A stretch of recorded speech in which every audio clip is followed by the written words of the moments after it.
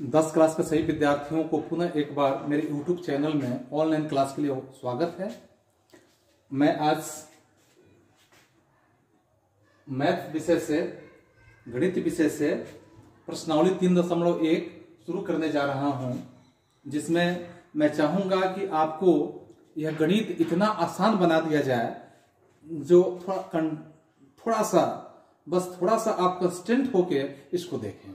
निश्चित रूप से मुझे उम्मीद है कि आपको गणित से भय नाम का जो बात होता है वो बिल्कुल आपके अंदर से दूर हो जाएगा और आप इसे इत्मीनान से देखें। और साथ में आप याद रखें कि अगर मेरा वीडियो पसंद आता हो तो आप निश्चित रूप से मेरे चैनल को सब्सक्राइब कर लें। और देखिए, यहाँ जो प्रश्न दिया हुआ है इसको ध्यानपूर्वक आप देखेंगे और इसके खंड बाई खंड करके हम आपको समझाने का प्रयास करेंगे कैसे आप इसको आसानी से बना सकते हैं। क्योंकि मुझे आपको ये बता देने में कहीं भी किसी तरह का शक नहीं है कि यह मात्र 3 प्रश्न है 3.1 में, जिसमें से एक प्रश्न आपके बोर्ड के एग्जाम में 5 नंबर के आते हैं। और इसको आप बेहतर ढंग से याद रखें।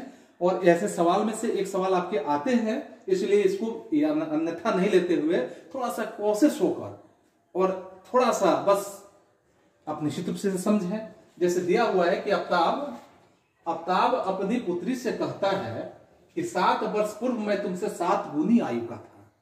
आफ्ताब अपनी बेटी से कहता है कि 7 वर्ष पूर्व मैं तुमसे 7 गुनी आयु का था, यानी उम्र में वो 7 गुना था। ऐसे 7 वर्ष पूर्व, यानी आज की बात हम कर रहे हैं।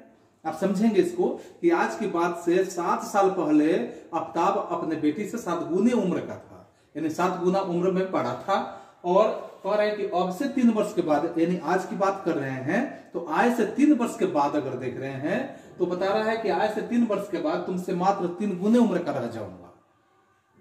7 वर्ष पहले की बात हुई कि वो 7 गुने उम्र का था, यानी आज से। और आज से फिर हम देख रहे हैं कि 3 वर्ष बाद में देखा जा रहा है कि आफ्ताब अपने बेटी से मात्र 3 गुने उम्र का रह जाएगा। तो यहाँ पूछा जा रहा है, क्या यह सुनने में एक मनोरंजक दृश्य है ना, मनोरंजक बातें हैं ना। यह आपके सवाल में दिया है, इस स्थिति को बीजगणितीय एवं ग्राफीय रूपों में व्यक्त कीजिए। तो बीजगणितीय और ग्राफीय रूपों में हम कैसे व्यक्त करेंगे? सबसे पहले हम दोनों का उम्र पहले निर्धारित करने का हम प्रयास करेंगे। जैसे यहाँ देखेंगे कि हल में हम क्या लिखेंगे? हल में लिखेंगे कि माना कि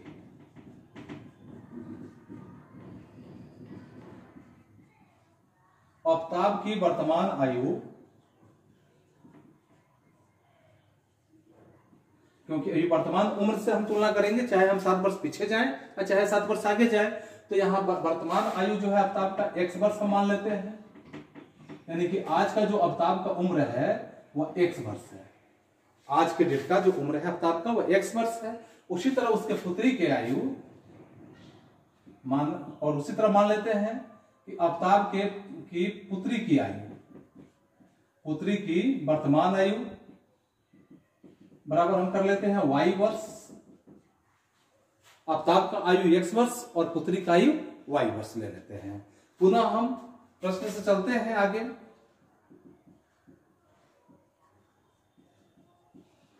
यहां पुनः हटा दीजिए, यानी प्रश्न से आगे चलते हैं। तो आगे चलते हैं तो 7 वर्ष पूर्व आफ्ताब की आयु की अगर हम ज्ञात करते हैं कि 7 वर्ष पूर्व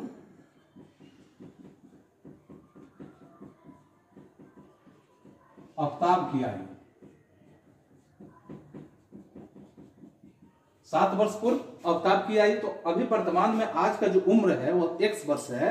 तो x वर्ष से 7 वर्ष पहले, तो इसमें से 7 घटा देंगे तो आपसे 7 वर्ष पहले की बात हो जाएगा। बात समझ में आ रही है कि आज से अगर हम 7 वर्ष पीछे की बात करते हैं तो जो वर्तमान में है उसमें 7 वर्ष घटा देते हैं तो आज का यानी कि 7 वर्ष पीछे का उम्र ज्ञात हो जाएगा। तो x - 7 वर्ष हो गया। उसी तरह से यहां लिखेंगे 7 वर्ष पूर्व आफ्ताब की पुत्री की आयु, यहां आफ्ताब की पुत्री की आयु बराबर क्या हो जाएगा? अभी आफ्ताब की पुत्री का आयु y वर्ष है, तो y में से 7 घट जाएगा तो y - 7 वर्ष हो गया। कोई दिक्कत नहीं है। इसलिए ये क्या हो जाएगा कि अभी यहां बताया जा रहा है प्रश्न से कि 7 वर्ष पूर्व मैं तुमसे 7 गुने उम्र का था, और अभी यानी 7 वर्ष पहले वो 7 गुने उम्र का था। अगर हम दोनों को बराबर करना चाहते हैं, आफ्ताब की आयु और पुत्री की आयु बराबर करना चाहते हैं, तो यहाँ अवताब का है x माइनस 7 और यहाँ पुत्री का है y माइनस 7, यही ना है दोनों। तो x माइनस 7 और y माइनस 7 दोनों को अगर हम बराबर करना चाहते हैं तो बराबर क्या है, या दोनों, क्योंकि बराबर नहीं है, यह 7 गुने ज्यादा उम्र का है। अवताब जो है वो 7 गुने ज्यादा उम्र का है और पुत्री 7 गुने कम उम्र की है। तो यहाँ 7 गुने ज्यादा उम्र का है, तो इसमें हम क्या करेंगे, पुत्री में 7 गुना कर देते हैं, तो अवताब और पुत्री दोनों आपस में बराबर हो जाएंगे, क्योंकि 7 गुना कम है तो इसमें 7 से हम गुणा कर लिए। तो यहाँ गुणा करेंगे तो ये हो जाएगा क्या, x माइनस 7 इक्वल टू 7 में y से करेंगे 7y या माइनस 7 7 49 हो गया। या हम ऐसे लिख सकते हैं कि x माइनस में 7y है, बराबर किधर लेके आएंगे, यहाँ प्लस में है तो यहाँ बराबर किधर आएगा, तो माइनस में 7y हो जाएगा और माइनस 49 पहले से है और ये 7 प्लस में है, बराबर किधर भेजेंगे तो यहाँ माइनस में है तो जाएगा तो क्या हो जाएगा, प्लस में हो जाएगा। या आपका हो गया कितना कि x minus 7y equal to आपका हो गया 48, यानी 7 में से 48 जाएगा तो कितना होगा, माइनस 41 हो गया। यह समीकरण आपका क्या हुआ, फर्स्ट हुआ। कोई दिक्कत नहीं है, समीकरण फर्स्ट हुआ। और इस तरह से आप समीकरण को याद रखेंगे। आपका समीकरण यहाँ फर्स्ट में क्या निकला, तो x माइनस 7y बराबर माइनस 41, समीकरण फर्स्ट हुआ। मैं यहाँ इसलिए लिख दिया ताकि इसको मैं अब मिटाने जा रहा हूँ, ठीक है, तो वहां बना रहेगा। इसके बाद आप देखेंगे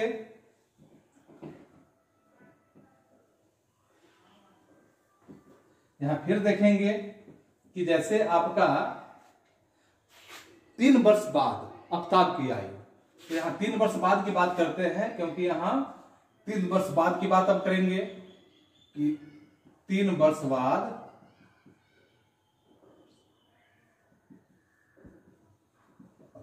अवताब की आयु बराबर, अभी वर्तमान में x था तो 3 वर्ष बाद चलेंगे, तो अभी वर्तमान में 3 वर्ष हम क्या करेंगे, जोड़ लेंगे। या अवताब की आयु हो गया 3 वर्ष बाद, यानी कि x प्लस 3 हो गया। पुनः उसी तरह हम देखेंगे कि 3 वर्ष बाद अवताब की पुत्री की आयु, पुत्री की आयु बराबर, तो पुत्री का y है तो y प्लस 3 हो जाएगा, y प्लस 3 वर्ष हो गया, सीधा है। पुनः प्रश्न से आप देखते हैं यहां, पुनः प्रश्न से, तो पुनः प्रश्न से हम क्या पाएंगे, यहां पुनः प्रश्न से देखेंगे तो कहा जा रहा है कि केवल 3 गुनी आयु का रह जाऊंगा, यानी कि पिता जो अवताब है वह 3 गुने उम्र ज्यादा में है। तो हम दोनों को फिर बराबर करते हैं, x प्लस 3 और y प्लस 3 को, दोनों को अगर हम बराबर करने का प्रयास करते हैं तो 3 गुना ज्यादा है, पिता जो है 3 गुना ज्यादा है, तो हम पुत्री को 3 गुना से गुणा कर देते हैं, पिता के बराबर हो जाएगा। और इस तरह से यहाँ x प्लस 3 है बराबर 3 में y से गुणा करेंगे 3y, या प्लस 3 में 9, 3 से करेंगे 3 3 का 9 हो गया। या आप यहाँ x प्लस में 3y है, बराबर किधर लाइए तो माइनस में 3y हो जाएगा, 9 प्लस में है, यहाँ 3 प्लस में ही है तो बराबर किधर भेजेंगे तो माइनस में हो जाएगा। या आपका हो जाएगा कि x माइनस 3y बराबर 9 में से 3 गया कितना हो गया, 6। यह समीकरण आपका क्या हुआ, सेकंड हो गया। तो यहाँ समीकरण 1 और 2 आपका कंप्लीट हुआ। इस समीकरण को भी वहां आप लिख लीजिए और यहाँ पे, ताकि इसको फिर मैं मिटाने जा रहा हूं। इस समीकरण को जो हम लिखेंगे, यानी x माइनस 3y बराबर क्या हो गया, आपका 6 हो गया। यह समीकरण आपका 2 हो गया। तो इसको हम कहेंगे यहां, और प्रश्न को आप ध्यान देंगे फिर से, यहां प्रश्न में 2 बातें कह रहा है करने के लिए। इस स्थिति को बीजगणितीय और ग्राफीय रूपों में व्यक्त करें, तो यहां बीजगणितीय रूपों में क्या करेंगे, इसलिए बीजगणितीय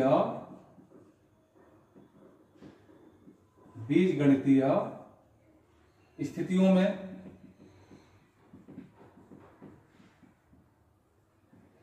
बीजगणितीय स्थितियों में क्या होगा आपका, यानी कि बीजगणितीय स्थितियों में क्या होगा कि जैसे समीकरण 1 में है x माइनस 7y बराबर माइनस 41 है, और 2 में क्या है कि x माइनस 3y बराबर क्या है कि 6 है। यह समीकरण 1 है, समीकरण क्या है 2 है, कंप्लीट हो गया। ये बीजगणितीय रूप में हो गया, क्योंकि इसको हल करने की बात नहीं कर रहा है, इसके बीजगणितीय रूपों में लिखने की बात कर रहा है, तो बीजगणितीय रूप में लिखा गया। अगर हल करने की बात देता तो यहाँ पे हम ज्ञात कर लेते कि आफ्ताब का उम्र और उसके पुत्री का उम्र हम ज्ञात कर लेते, इसको हल करते। तो हल करने की प्रक्रिया हम आगे देखेंगे। हल करने की कई बातें हैं जिसको हम हल करेंगे और उस आधार पर आप भी इसको पीछे से हल कर लेंगे एक बार, क्योंकि यहाँ प्रश्न में नहीं कर रहा है इसलिए हल नहीं कर रहा हूं। तो यहाँ अब हम देखेंगे अब ग्राफीय रूपों में, ग्राफीय रूपों में, ग्राफीय रूप में कैसे देखेंगे? तो सबसे पहले हम चलते हैं समीकरण 1 से, समीकरण 1 से। तो समीकरण 1 में क्या है आप देख रहे हैं, समीकरण 1 में आपका है x minus 7y equal to minus 41 है, x minus 7y equal to minus 41 है। तो इसके लिए आप यहां समीकरण 1 का आलेख निरूपण का यहां पे बना लीजिए, और यहां जैसे x का हो गया मान और ये y का हो गया। कम से कम 3 मान आपको निकालने होते हैं, कम से कम 3 मान को यहां निकालिए। और 3 मान को निकालने के लिए यहां क्या करेंगे कि जैसे मैंने समीकरण 1 को लिखा यहां x माइनस 7y बराबर माइनस 41, तो 3 मान निकालने के लिए यहां पे हम देखेंगे कि जो मान होता है उसी तरह मान हम कुछ रखेंगे और अपने से रखेंगे ताकि यह कट कर लगभग छोटा मान हो जाए, ताकि मुझे ग्राफ बनाने में लंबा लकीर नहीं खींचनी पड़े। तो लंबा लकीर नहीं खींचने के लिए हम अपने से क्या करते हैं कि इस मान के हिसाब से ही कुछ अपने से हम मान रखते हैं। आप 1 2 3 4 5 माइनस 1 माइनस 2 माइनस 3 कुछ भी रख सकते हैं, ठीक है। तो यहाँ पे आप देखेंगे, यहाँ लिखेंगे कि समीकरण 1 में, समीकरण 1 में x का मान आप कुछ भी रखिए।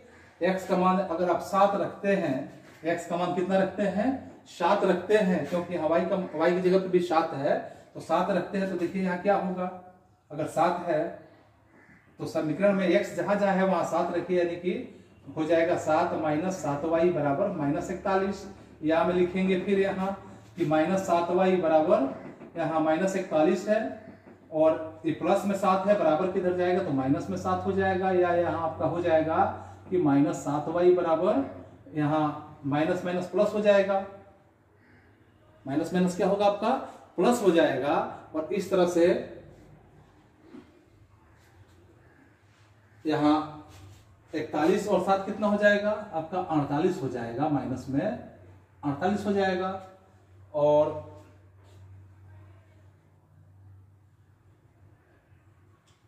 और इस तरह से आप यहां पाएंगे कि यहां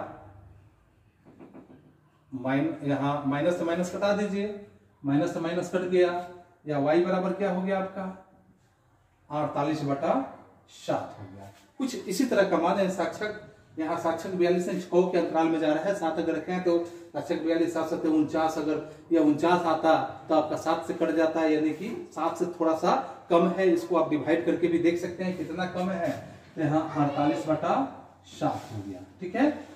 पुनः आप देखेंगे यहाँ यह समीकरण 1 में भी हम काम कर रहे हैं। इसके बाद यहाँ फिर से x का मान हम कुछ अपने से रखते हैं। तो x का मान क्या रखते हैं, तो जैसे मान के चलिए कि मैंने यहाँ -7 रखा, तो अब y का मान रखिए, ठीक है।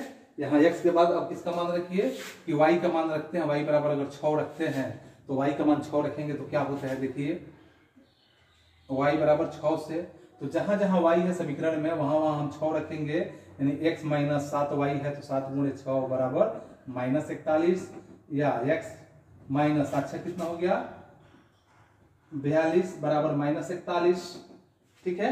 या यहां आपका हो जाएगा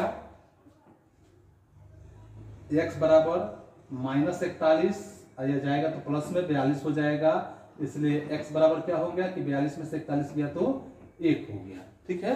42 से 41 गया तो आपका मान 1 हो गया।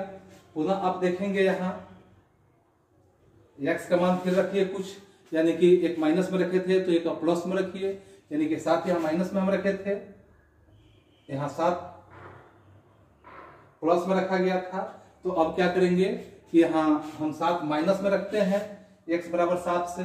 तो जैसे यहाँ पे मैंने y का मान 6 रखा तो x का मान कितना निकला 1 निकला। इसका मान अगर हम 7 माइनस में रखते हैं तो यहाँ लिखेंगे y बराबर -7 से। तो देखिए समीकरण हमारा है कि x जहां जहां होगा वहां वहां हम 7 रखेंगे, माइनस में -7 माइनस 7y इक्वल टू -41, या -7y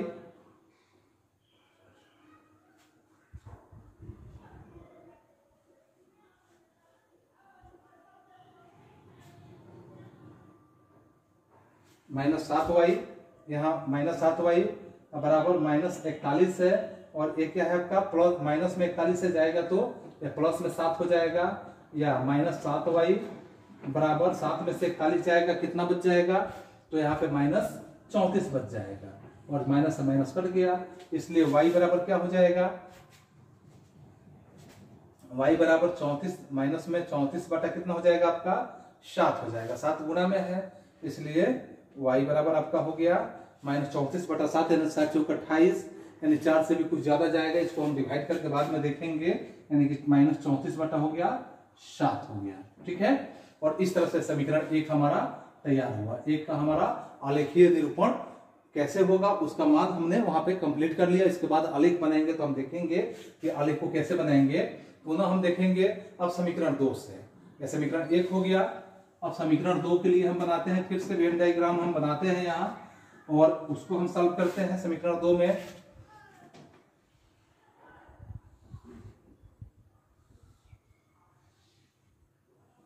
समीकरण 2 के लिए बना रहे हैं x और y, कम से कम इसका भी 3 बनाइए, 3 बनाएंगे, और समीकरण 2 से लिखेंगे। 2 में क्या है हम लोगों का कि x माइनस 3y बराबर 6 है, तो जहां जहां x है वहां उसका कुछ मान रखिए अपने से, यानी कि जैसे हम x का मान यहाँ 0 रखते हैं। ठीक है, मैंने बताया था कि 0 1 2 3 4 5 जो भी मान आपको समझ में आए वो मान यहाँ रख सकते हैं। तो x का मान अगर हम 0 रखते हैं, x बराबर 0 से, तो जहां जहां x है वहां आप 0 भरेंगे, यानी कि ये समीकरण आपका है, तो 0 माइनस 3y बराबर 6 हो गया, या आपका -3y बराबर 0 कोई वैल्यू नहीं रहेगा, यानी 6 ही रह जाएगा, या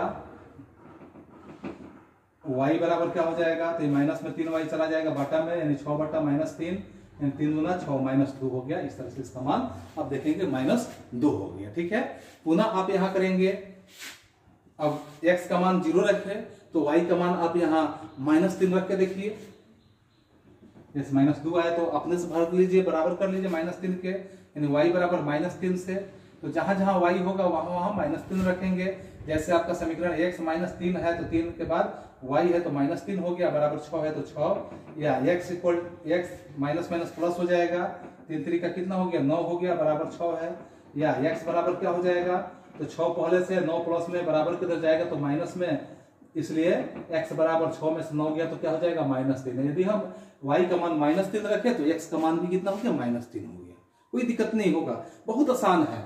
और इस तरह से अगर हमने यहाँ -3 रखा तो फिर अगर हम x का मान यहाँ 6 रखते हैं, 5 रखते हैं, कुछ भी रख सकते हैं, तो x बराबर अगर हम 6 रखते हैं 6 से, तो देखिए y का मान क्या आता है, अर्थात यहाँ x माइनस x यहाँ पे 6 हो गया, 6 माइनस 3y बराबर 6।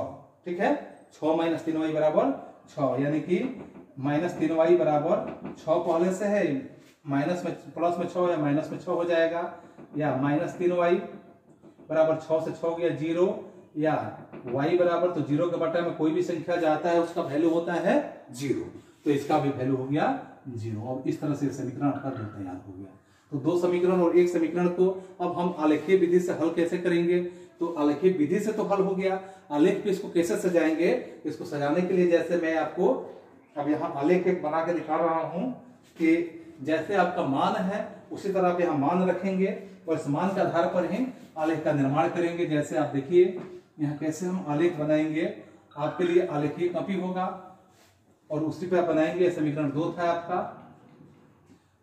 जैसे आप एक संख्या रेखा लीजिए x का, ठीक है, यहाँ x हो गया, यहाँ x डैश कर दीजिए, x डैश हो गया, यानी कि दाहिना हिस्सा प्लस में और बायां हिस्सा किसमें होगा माइनस में, बात आप जानते हैं।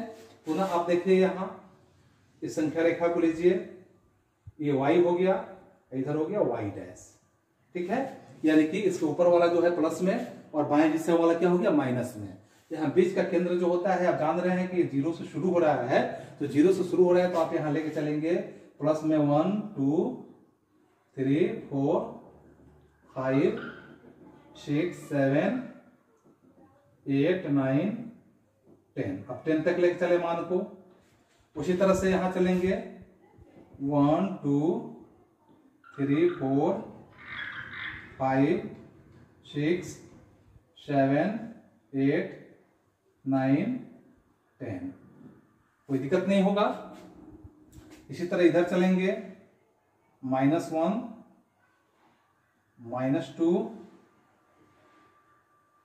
-3 -4 -5 -6 -7 -8 -9 -10। ठीक है।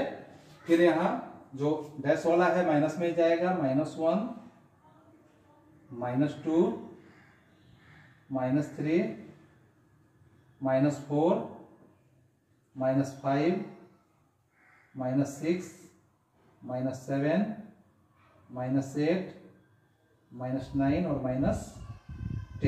यहां तक कंप्लीट हुआ। अब ये मान को देखिए कि समीकरण 1 में हम कैसे मान को रखेंगे।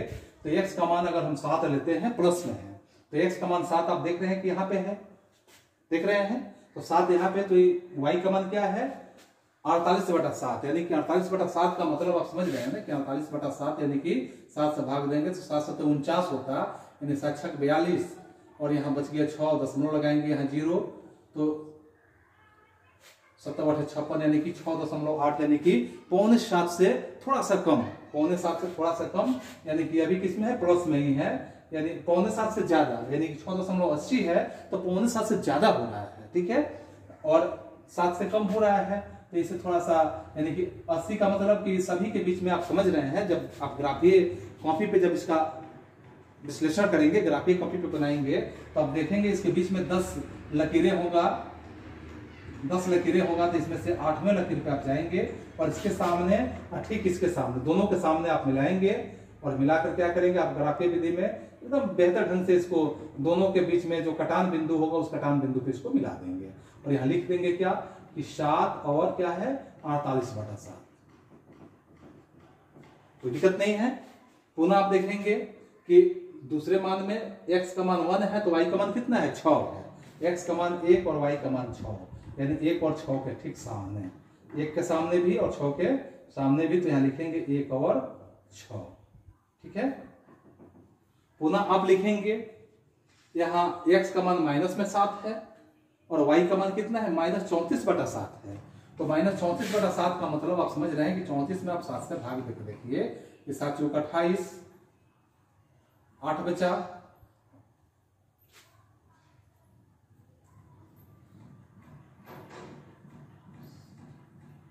यहाँ 6 बचा और 7 8 है 56।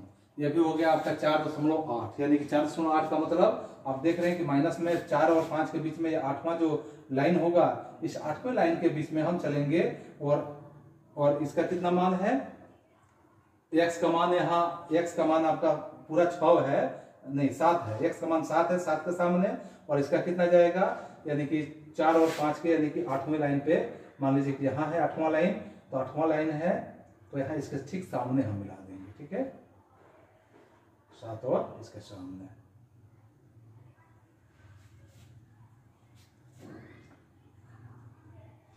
यह हमारा ग्राफीय कॉपी नहीं है, ग्राफीय कॉपी नहीं है जिसमें मान जो है थोड़ा सा ऊपर नीचे हो गया है, इसलिए थोड़ा सा तिरछा दिख रहा है। नहीं तो ये मान क्या होता कि यह थोड़ा सा और ऊपर जैसे आकार में होता तो ऊपर जाता, और ऊपर जाता तो क्या होता कि एकदम ये सीधी लाइन में, या सीधी लाइन में आकर, यहाँ सीधी लाइन में आकर मिल जाता। क्योंकि ये छोटा बड़ा जगह के हिसाब से हमने कर दिया है तो बिल्कुल ये सीधा मान जाके मिलता। ठीक है। सीधा मान जाके मिलता। और इस तरह से आप ग्राफ का तैयारी करेंगे, आप कॉपी पर तैयारी करेंगे। पुनः आप देखेंगे दूसरे मान को, x का मान यहाँ 0 है तो y का मान 2 है माइनस में, x का मान 0 तो y का मान यहाँ क्या है माइनस में 2 है, यहाँ पे मिलेगा, यानी कि 0 और 2 लिख देंगे। x का मान यहाँ -3 है तो y का मान भी -3 है, यानी कि -3 और -3 दोनों के सामने एकदम यहाँ पे आप मिलाएंगे -3 और -3। ठीक है। फिर यहाँ देखेंगे x का मान 6 है तो y का मान 0 है, तो x का मान 6 आपका देखिए 6 यहाँ है तो y का मान कहाँ है 0 है, यानी 6 और 0। और इस तरह से तीनों जो है यहाँ पे लाइन से ही तीनों जो है एक लाइन में मिलेगा। समीकरण आपका 2 होगा और यह समीकरण क्या हुआ आपका 1 हुआ। ठीक है, और इस तरह से ही आप ग्राफीय विधि पे हल करेंगे। और पुनः हम देखते हैं इसके दूसरे सवाल को भी हम ठीक इसी आधार पर सॉल्व करेंगे जिस आधार पर इसको सॉल्व किया गया है। हम यहाँ आगे बढ़ते हैं और देखते हैं इसको।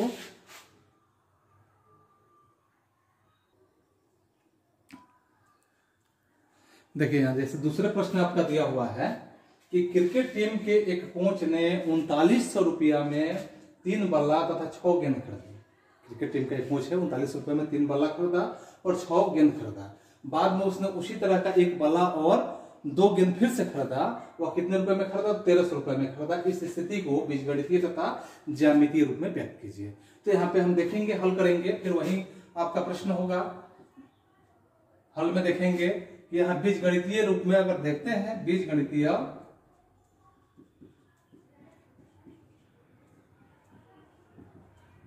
बीजगणितीय रूप में तो क्रिकेट टीम का जो कोच है वो यहाँ सबसे पहले माना कि एक बल्ला की कीमत बराबर x है और उसी तरह से मान लीजिए एक गेंद की कीमत बराबर क्या मान लीजिए y मान लीजिए। एक का x रुपया है और दूसरे का y रुपया है। इसे रुपया में हम कर लेते हैं। और प्रश्न से आपका क्या दिया हुआ है, यहाँ बीजगणितीय रूप में अगर हम लेते हैं तो प्रश्न से आपका दिया है कि 3 बल्ला यानी कि एक का x है तो 3 का क्या हो जाएगा 3x हो जाएगा। 3 बल्ला और यानी जोड़, फिर आपका दिया है 6 गेंद यानी कि 6 गेंद का क्या है y बराबर कितना रुपया लग रहा है 3900 रुपया लग रहा है। ये आपका समीकरण प्रश्न हो गया। ठीक है, पुनः आप देखेंगे, पुनः प्रश्न से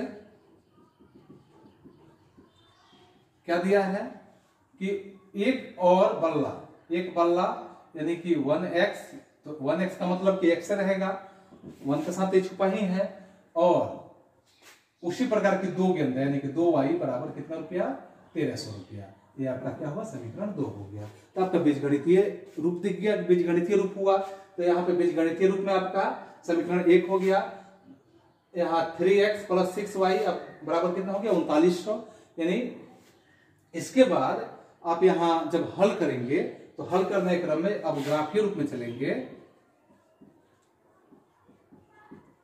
तो ग्राफीय रूप में क्या होगा, यहाँ समीकरण 1 से हम चलते हैं। सबसे पहले समीकरण 1 से आप इसको तोड़ भी सकते हैं, तोड़ के इसको कर सकते हैं कि 3x जो है 3 दोनों में है तो 3 कॉमन ले लीजिए तो x + 2y बराबर कितना हो गया 3900 और 39 से कट जाएगा 3 39 यानी कि आपका समीकरण 2 जो है x + 2y बराबर भी ये अभी आपका कितना हो गया 1300 हो गया। ये भी समीकरण 2 ही है, समीकरण 2 नहीं, समीकरण 1 ही है। यानी कि एक भी आपका x + 2y बराबर 1300 हो गया, दूसरा भी x + 2y बराबर क्या हो गया 1300 हो गया। तो इस तरह से आपका ये बीजगणितीय रूप हुआ। तो अब ग्राफीय रूप में हम चलते हैं समीकरण 1 से। समीकरण 1 में क्या है, x आपका यहाँ x + 2y बराबर कितना है 1300 है। ठीक है, अब यहाँ पे फिर वही मान जैसे मैंने बताया था अभी इसके पहले कि यहाँ पे इसको हम मिटाते हैं और पहले हम समीकरण 1 के ग्राफीय जो मान है उसको हम भरते हैं। ग्राफीय मान कैसे हम निकालेंगे, जैसे अभी बताया गया था कि यहाँ x ले लेते हैं, यहाँ y ले लेते हैं और कम से कम 3 मान यहाँ ज्ञात करते हैं। और 3 मानों में आप देखेंगे कि अगर हम मान अपने से जो मन करता है वो भर सकते हैं, क्योंकि यहाँ सैकड़ों में है तो आप सैकड़ों में ही मान भरिए।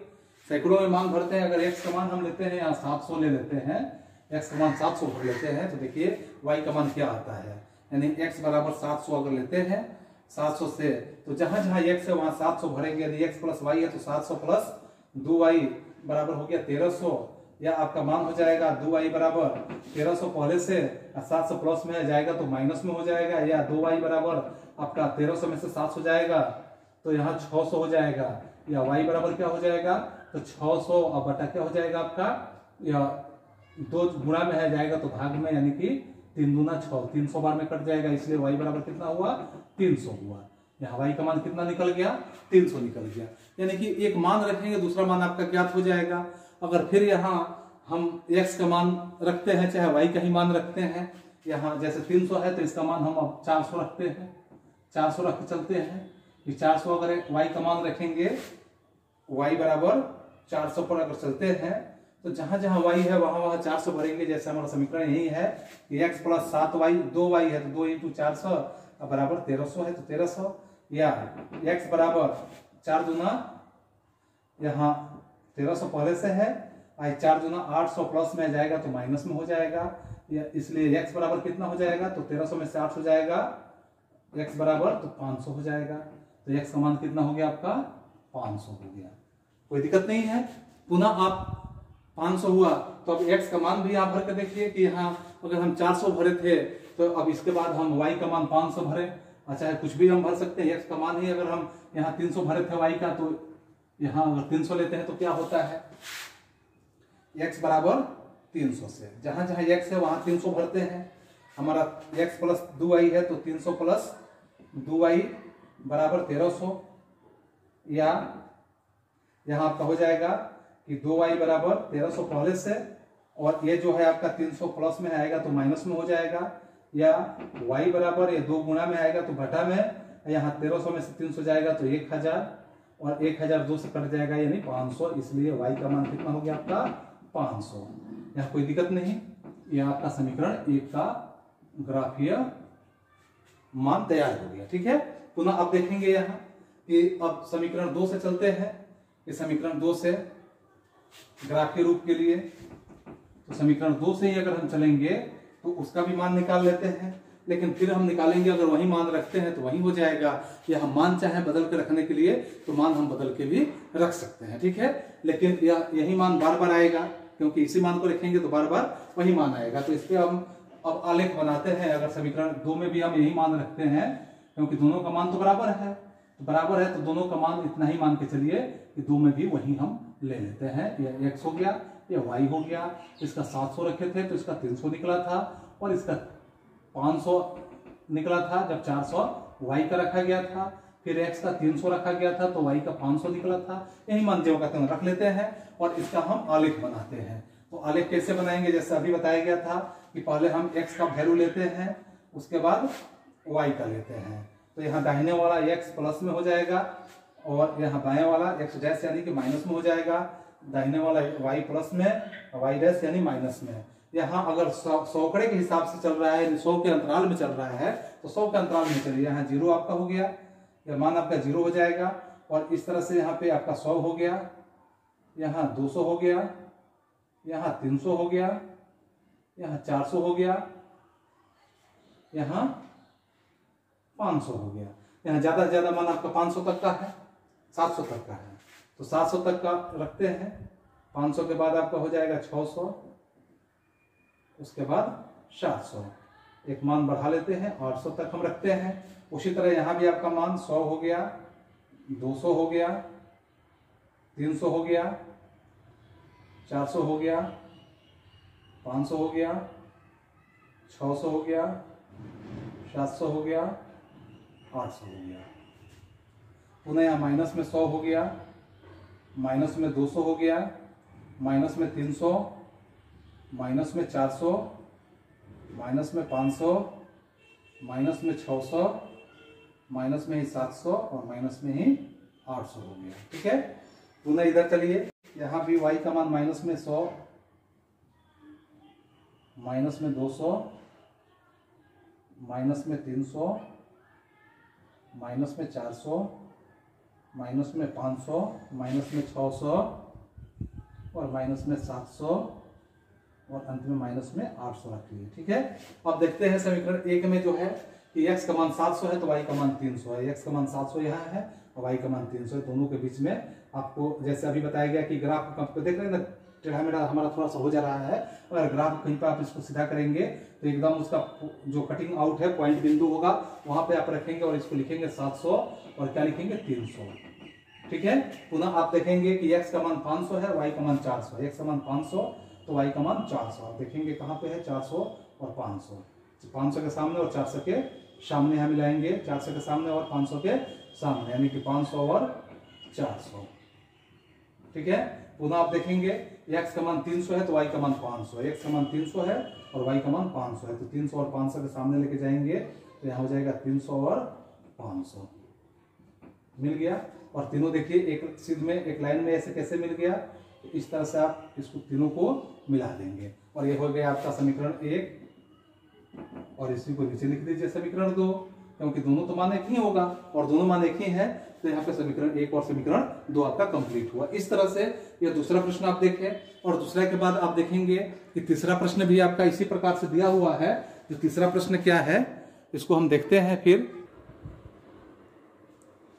जैसे देखिए तीसरे प्रश्न आपके हैं कि 2 किलो सेब, 2 केजी सेब और 1 केजी अंगूर का मूल्य किसी दिन 160 रुपया था। एक महीने के बाद उसका दाम इस प्रकार से हुआ कि 2 किलो अगर 4 किलो सेब लिया गया और 2 किलो अंगूर लिया गया तो उसका मूल्य 300 रुपया लगा। तो कहा जाता है कि इस स्थिति को बीजगणितीय और ज्यामितीय रूपों में व्यक्त कीजिए। तो बीजगणितीय रूप में भी व्यक्त करेंगे और ज्यामितीय रूप में भी व्यक्त करेंगे। तो हल में हम ऐसे करते हैं, हल में हम पाते हैं कि माना कि सेब का मूल्य बराबर 100 रुपया तथा अंगूर का मूल्य बराबर y रुपया। इसलिए प्रश्न से दिया है, हम बीजगणितीय रूप में चलते हैं पहले कि प्रश्न से अगर हम बीजगणितीय रूपों में पहले लिख लीजिए कि बीजगणितीय रूपों में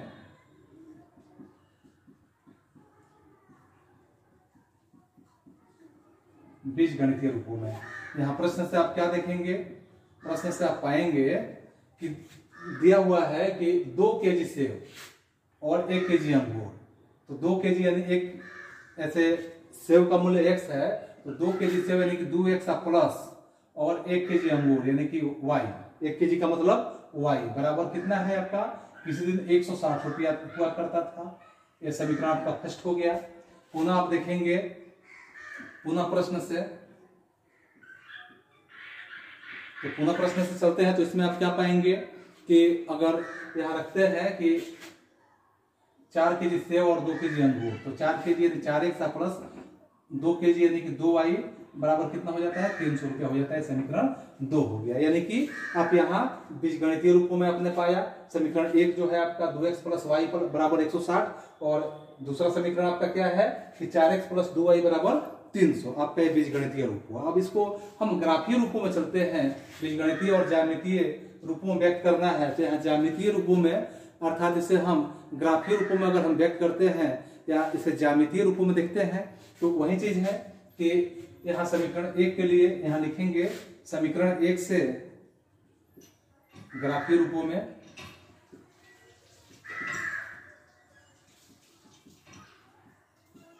ग्राफीय रूपों में समीकरण 1 से, समीकरण 1 क्या है 2x प्लस y बराबर 160 और समीकरण 1 के लिए आप यहाँ पे तैयार कर लीजिए। इसको ऊपर वाला हम मिटाते हैं, इसकी जरूरत नहीं है अब। यानी कि यहाँ आप लेंगे दोनों के लिए, पहले आप आकृतियां बना लें कि दोनों का वैल्यू आप कैसे रखेंगे। 3 मान यहाँ रखने हैं आपको। इस समीकरण 1 के लिए आपका हो गया। पुनः एक और बना लीजिए यहाँ लगातार ही, समीकरण 2 के लिए भी x और y। अब देखिए समीकरण 1 में आप जब चले हुए हैं तो 1 में आप क्या रखेंगे, यहाँ x का मान, यहाँ देखेंगे हम कि यह अंतराल जो है 160 170 इसी अंतराल में है। तो यहाँ पे आप कुछ मान रखेंगे, जैसे हम x का मान यहाँ 40 रखते हैं, 50 रखते हैं, कुछ भी हम रख सकते हैं। इन 10 के अंतराल में रखेंगे, 40 रखें, 50 रखें, 60 रखें, तो इस तरह कुछ भी मान हम रख सकते हैं। x का चाहे y का किसी का मान हम रख सकते हैं। तो x का मान 40 रखे हैं तो देखिए कि समीकरण 1 क्या है कि यहाँ 2x है तो 2 इंटू x का मान 40 प्लस y है बराबर 160 है, या यहाँ पे आपका y बराबर 160 पहले से है, 40 गुना 80 प्लस में आएगा तो माइनस में हो जाएगा, या y बराबर, इसलिए यहाँ लिखेंगे y बराबर कितना हो गया आपका 160 में से 80 जाएगा तो आपका 80 हो जाएगा, y का मान 80 हो गया। ठीक है, फिर x का मान हम रखते हैं, आप 40 के बाद 50 रखते हैं तो 50 रखेंगे पुनः हम x का मान रखते हैं 50, तो 50 रखेंगे तो जहां जहां x है वहां हम 2 गुणे 50 प्लस y है तो y बराबर 160, या आप कर सकते हैं y बराबर 160 पहले से है, अब 50 गुना 100 प्लस में आएगा तो माइनस में हो जाएगा, इसलिए y का मान कितना हो गया आपका 160 में से 100 जाएगा तो आपका 60 हो गया।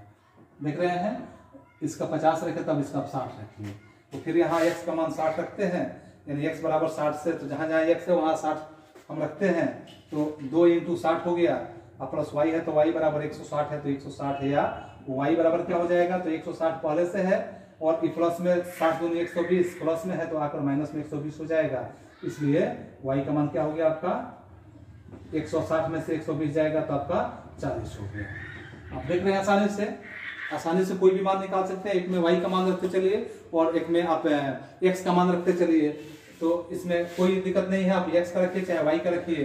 अब पुनः आप समीकरण 2 में चलिए, समीकरण 2 में आपका क्या है, समीकरण 2 से 2 में क्या है 4x प्लस 2y बराबर 300 है, इसको आप लिख लीजिए, जो समीकरण 2 यहाँ पे है कि 4x प्लस 2y बराबर 300, तो यहाँ पे आप x का मान कुछ अपने से रखते हैं, x का मान फिर यहाँ 40 50 60 कुछ भी रखिए तो मान वही आएगा। अगर x का मान में अंतर होगा, यानी x का मान हम 40 रखते हैं तो 40 रखते हैं तो देखेंगे कि 4x है तो 4 इंटू 40 प्लस 2y है तो 2y बराबर 300 है तो 300, या प्लस 2y बराबर 300 पहले से है, प्लस में 40 का कितना होगा 160, तो माइनस में हो जाएगा 160, या y बराबर क्या हो जाएगा, तो 2 गुणा में आएगा तो बटा में, और 300 में से 160 जाएगा तो 140 यानी कटेगा तो 70 दूनी 140, इसलिए y बराबर कितना हो गया 70 हो गया। ठीक है, पुनः आप इसका मान अब यहाँ पे 50 रखिए, x का मान जैसे उसमें रखा गया था कि x का मान 50 से, तो जहां जहां 50 है वहां 50 रखेंगे x का मान, तो 4 इंटू 50 प्लस 2y बराबर 300 है तो 300, या 2y बराबर 300 पहले से है, 50 गुना 50 चौका 200 हो जाएगा, तो 50 चौका 200 प्लस में होगा तो माइनस में आ जाएगा, या y बराबर आपका क्या हो जाएगा, तो 2 गुणा में आएगा तो बटा में हो जाएगा, और 300 में से 200 घटेगा तो 100 बच जाएगा, यानी कि 50 गुना 100, इसलिए y का मान कितना हो गया 50 हो गया। देख रहे हैं, x का मान हमने 50 रखा तो y का मान भी 50 निकल गया। फिर यहाँ x का मान अगर हम 60 रखते हैं तो x का मान 60 रखते हैं तो देखिए y का मान क्या निकलता है, यानी कि 4 इंटू 60 प्लस 2y है तो 2y बराबर 300 है तो 300, या यहाँ पे 2y बराबर 300 पहले से है, अच्छा यहाँ 60 चौका 240 तो 240 प्लस में आएगा तो माइनस में हो जाएगा, या y बराबर ये 2 गुणा में है आएगा तो बटा में हो जाएगा, और 300 में से 240 जाएगा तो यहाँ क्या हो जाएगा आपका 60 बच जाएगा, 30 गुना 60, इसलिए y का मान कितना हो गया 30 हो गया। इसका अगर हम 60 रखें तो इसका मान कितना हो गया 30 हो गया। इस तरह से इसको आलेख पे बनाएंगे। आलेख पे कैसे बनाएंगे, जैसे अभी आलेख के बारे में ही दिखाया गया था, इसको समझेंगे कि पहले हम x के रेखा को खींचेंगे, उसके साथ हम y के रेखा को खींचेंगे, और इसको हम थोड़ा सा रेखाएं टेढ़ी मेढ़ी हो रही है, इससे कोई फर्क नहीं पड़ेगा, आप ग्राफ पे स्केल का माध्यम से खींचेंगे। ये आपका जैसे बताया गया था दाहिने हिस्से में x और बाएं हिस्से में क्या हो जाएगा x डैश यानी कि माइनस में जाएगा, दाहिने हिस्से में y और यहाँ क्या हो जाएगा y डैश यानी माइनस में वैल्यू होगा, यहाँ आपका शून्य हो गया। यहाँ पे 10-10 का अंतराल में चले तो 10-10 का अंतराल में चले, क्योंकि आपका यहाँ हार्डली मान कितना है लेटेस्ट 80 तक है, तो 10 20 30 40 50 60 70 80 10 और बढ़ जाइए आप 90, क्योंकि हार्डली इसका 80 तक है तो आप 90 तक चलिए। यहाँ आपका 10 20 30 40 50 60 70 80, ठीक है 90 तक चल रहे थे उसमें, तो इसमें भी 90 तक चलिए। यहाँ आपका -10 -20 -30 -40 -50 -60 -70 -80 -90, ठीक है। फिर यहाँ y का भी माइनस में चलिए, -10 -20 -30 -40 -50 -60 -70 -80 -90, ठीक है। और इसके बाद आप इस मान को भरते चलें। आप देखें कि समीकरण 1 में जो मान दिया हुआ है या कैसे कैसे मान है, इस मान के हिसाब से आप इसमें बढ़ते चलेंगे कि जैसे आप देखेंगे यहाँ कि x का मान 40 है तो y का मान 80 है, x का मान 40 और y का मान 80 देखिए कहाँ पे है, दोनों प्लस में है तो हम प्लस की तरफ बढ़ेंगे, यानी 40 और 80 के सामने यहाँ हम बिंदु कर लेते हैं और यहाँ लिखेंगे 40 और 80, क्योंकि पहले x का मान लिखेंगे तो y का मान, फिर यहाँ x का मान 50 है तो y का मान 60 है, x का मान 50 है और y का मान 60 है। देखिए 60 और 50 के ठीक सामने हम एक यहाँ बिंदु कर लेते हैं, 50 और 60 कर लेते हैं, ठीक है। फिर यहाँ पे x का मान 60 है तो y का मान 40 है, x का मान 60 है और y का मान 40 है, यहाँ पे कर लेते हैं 60 और 40 के सामने, ठीक है, 60 और 40 के सामने, 60 और 40।